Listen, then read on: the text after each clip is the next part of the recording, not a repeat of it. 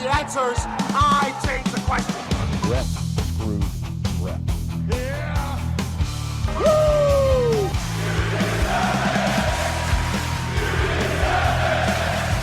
Who are you to doubt El Dandy? Because this guy's a serious professional. Can he do it?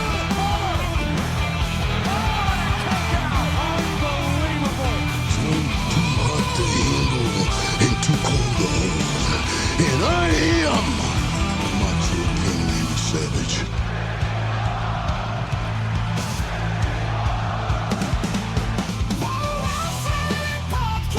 Shut your mouth, you thong-wearing fatty. I said WWE stands for... It's me, Austin. I will never retire. Promotional consideration paid for by the following.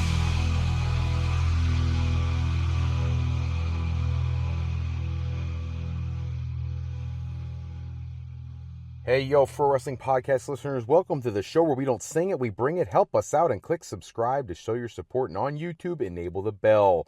Are you sick and tired of dropping $60 to $100 for the latest and greatest wrestling video game? Stop immediately. Go to Wrestler Unstoppable, available exclusively through Facebook.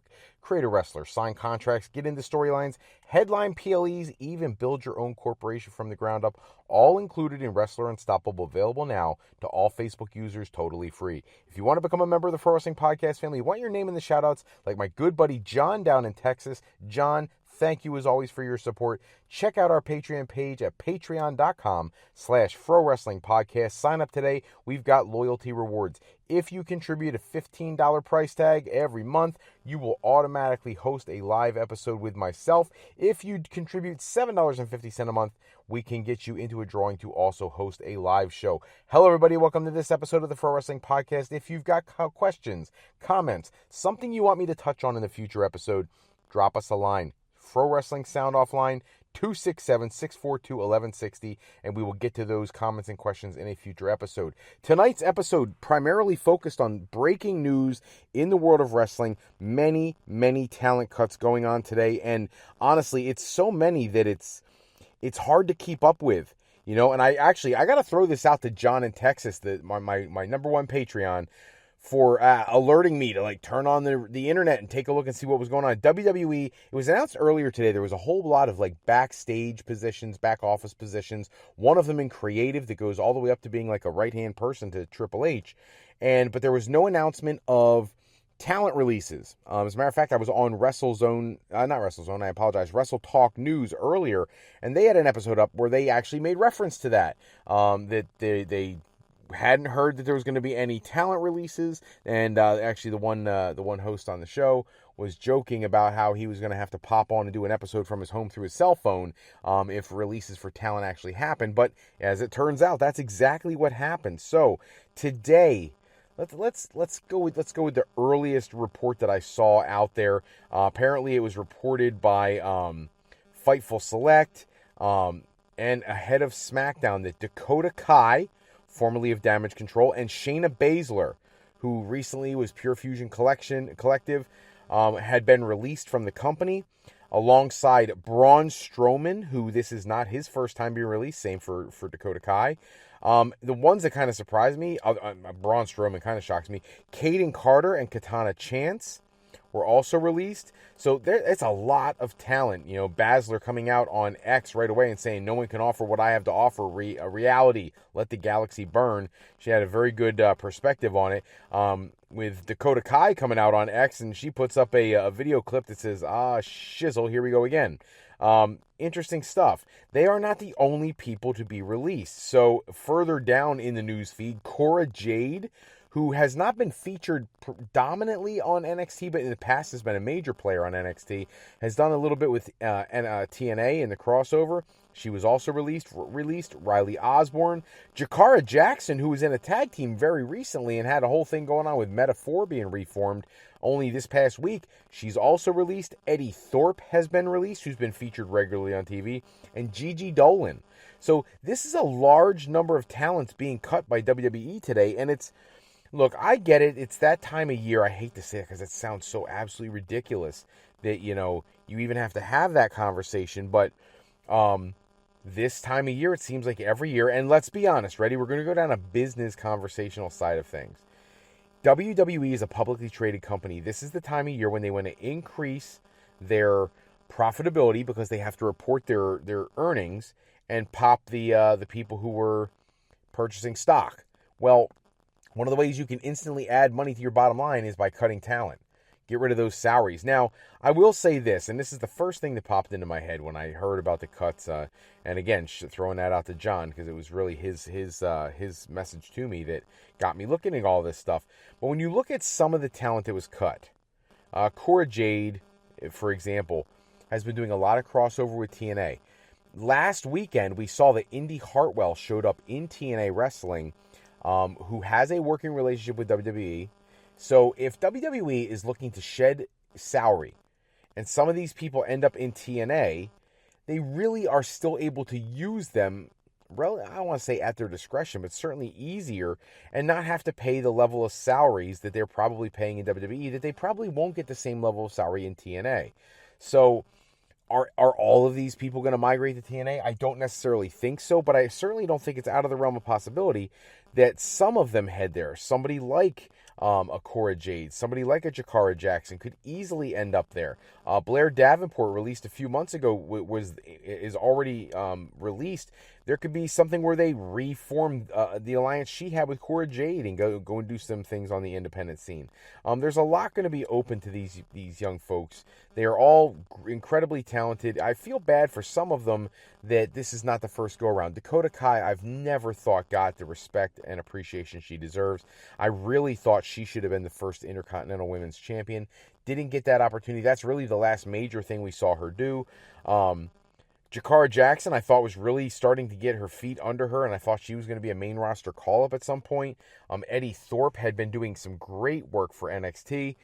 Some of them just surprised me. Braun Strowman, look, I'm a huge Braun Strowman fan, always have been. I've seen the comments from people out there talking about how Braun can't move the way he used to, and I'm not going to debate that and argue that. The guy is older, he's had some injuries and things like that, but he was still somebody who added value to the roster. So I struggle to justify all of these cuts, especially when you're talking about a company in TKO that is a multi-billion dollar organization. Letting people go, tough news to hear whenever you hear that. And certainly ahead of SmackDown, because SmackDown, the show tonight, was actually not a bad show. I loved for those who were watching SmackDown or just finished watching SmackDown, I love all the Randy Orton stuff. I love the LA Knight and Damian Priest interaction. I love the Solo Sikoa getting involved in the Jacob Fatu match that's been made for Backlash. I love all of that stuff. I love that we got to see Chelsea Green get a rematch, though I'll be honest with you, I don't know what the heck they're doing Chelsea Green right now, because there was actually some theory that, funny I use the word theory, that Austin Theory, Chelsea Green, and I'm drawing a blank on the other person. There were three talents that they were talking about possibly getting cut also, and it turns out that was fake news. It happens every now and again, but it really stinks to see that right before the show goes live tonight, and it just tough news. It really is, and it takes away a little bit from the excitement for SmackDown. Shotzi was the other one that they were talking about, posting cryptic messages and people thinking that perhaps they might be leaving the company. Apparently that is not the case. But I feel like when you look at the list of people who were let go, there's a lot of stuff that could have been done with them. They're incredibly talented, and I feel like the company is at a point where it's really strange, right? We're talking about how they're getting ready to go back to a 2-hour SmackDown because the writers aren't able to write enough storyline to fill 3 hours, and it makes it difficult for them. Yet you're cutting talent. How can you not be able to write storylines when you have too many people? Like, just write anything. Like, I remember back in the day when WWE would have, like, Wrestling Challenge and All-American Wrestling and Superstars. You didn't need a bunch of crazy storylines for everybody. You always had storylines, and they're very important. Don't get me wrong, I'm not crapping on storylines. But what I'm saying is you can always have your storylines, but then also have those matches that they're just there to be matches, filler matches. They have no consequence. You go out there, you have two people in the ring who maybe they haven't wrestled before or haven't recently, and you want to see how they work together, what their chemistry is like. Just get them some practice in front of a live crowd on a televised event. There's nothing wrong with that. You don't have to have a storyline for everything. On the flip side, you don't want to be Tony Khan, who has very few storylines at all, and a lot of it's just bang, bang action, which works sometimes. Look, the 8-man tag at Dynamite was fantastic, but storylines, I get it. They're what make wrestling, but you cannot tell me that when you're struggling to fill 3 hours of television on SmackDown, you couldn't come up with anything. And, it's putting so much stress on the writers. Then don't make them write a bunch of stuff. You have agents galore in the place. Randomly put people together. Just be like, listen, we need to fill some time tonight. Go out there, have a match. Take 8 minutes. Take 10 minutes, 12 minutes. Go have a match. Just let people match up. If you're going to cut them anyways, or that's the consideration, what is wrong with the match between Jakara Jackson and Dakota Kai? There's nothing wrong with that match. It has no purpose. There's no storyline. Okay, well, it's just an athletic competition. Let them go out there and show what they've got. But we aren't doing that. Instead, WWE is so gung-ho on their storytelling, which, again, it's an entertainment company. I understand all of that. But people are tuning into AEW right now for the wrestling. People tune into WWE for storytelling. And the answer lies somewhere in between. When one is hot, the other one's cold, and vice versa usually. Right now, AEW is starting to heat it up a little bit. Great quality matches, and they're starting to tell a couple stories here and there, nothing too serious. I think we might see MJF and FTR get back together to go against the Hurt Syndicate, things like that, especially with the involvement of Stokely Hathaway. You see stuff with, clearly, Mercedes and Tony Storm are going to get into it at some point, so there's some storytelling there, but then you just have an 8-man tag team banger to open the show. That's okay. I get it, there's a little bit of storyline there with Omega and the Bucks or Omega and Okada, but Speedball Mike Bailey really doesn't have anything going on right now that's deep and serious. Neither does Mark Briscoe. You don't always have to have this serious level of conversation to be able to put on a good show. If WWE wanted to come out every week on SmackDown and they have 2 hours of incredible storytelling and 1 hour of let's throw some stuff at the wall and see how it goes down, see how it sticks, see how these people perform, why not? Why isn't Braun Strowman on every single week of SmackDown? If you're never going to put him in a championship picture again, that's okay. Andre wasn't often in the championship picture, but he was an attraction. That's what Strowman is. He's an attraction. He's a big guy, gets a big pop, has great entrance music, rips his shirt off, runs around the ring and does that freight train move that he does. Put him out there with 2 or 3 people, or put him out there in some meaningless match and just let the people have their pop. There is no need to be cutting people. Not when we're having a tough time filling time. Oh, well, we're going to 2 hours in a month. Well, that means you still got a month. Give me some quality wrestling. Give me the AEW level wrestling, because Triple H likes to talk about how WWE has the best wrestlers in the world. You got the best wrestlers in the world, but you don't let them wrestle. And then you end up cutting a bunch of them. How about this? How about just let them go out there and wrestle? You know what the problem is? They're afraid sometimes, I think, that if you put a Dakota Kai and a Cora Jade out there for some random match in the middle of nowhere with no storyline behind it, they're going to tear the house down, and then they're going to have to create a story. But that also opens up the opportunity for the writing team to not have to be so creative. You watch what they do, the people pop for it, you go, okay, I can work with this. It's a storyline started without you having to write anything. Instead, what do we see? We see cuts year after year after year. If I was Dakota Kai and Braun Strowman, I take a look at AEW. Hopefully you don't get cut the way you do in WWE. This is the second time for both of them. For the rest of the talents, go wherever your heart desires. TNA is a great option. New Japan's always a great option, especially with New Japan Strong here in the United States.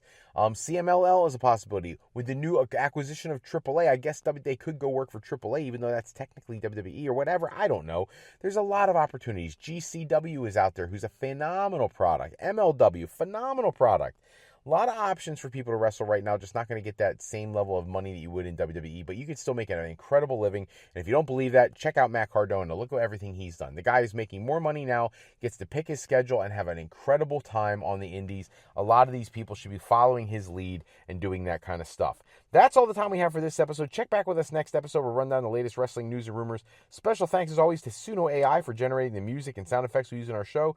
Today's podcast sponsored in part by Beazle Games. Bring a new friend to family game night. It's easy with Sketchy people. Showcase your artistic side in this game from Beazle Games by going to thegamecrafter.com and picking up your copy today. If you're looking for your next career move, maybe you're considering college, university life, or maybe you just need some formal training for your next career decision, go to our website at frolifeplanning.com for all your higher education needs, as Fro Life Educational Planning is for today, for tomorrow, and for life with Fro Life. I'm Fred Froelich, better known as Dr. Fro. I want to thank you for tuning in tonight, and until next time, take care, everybody. Have a great night.